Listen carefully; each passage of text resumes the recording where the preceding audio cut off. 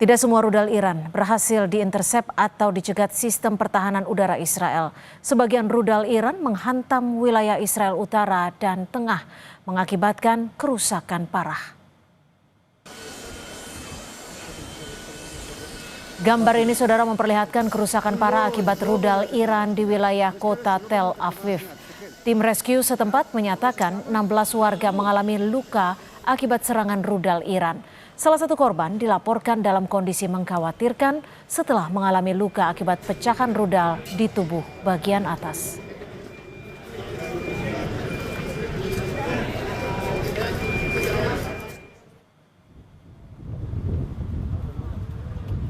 Sementara lebih dari 600 warga Iran dan negara lain melintasi perbatasan menuju kota Megri di Armenia. Butuh waktu 10 jam melalui jalan darat dari Teheran menuju perbatasan Armenia. Perang Iran-Israel menyebabkan wilayah udara Iran ditutup total. Biasanya, saudara, ada 20 jadwal penerbangan ke Armenia. Selain itu, banyak negara yang mengevakuasi warga negaranya dari Iran melalui Armenia.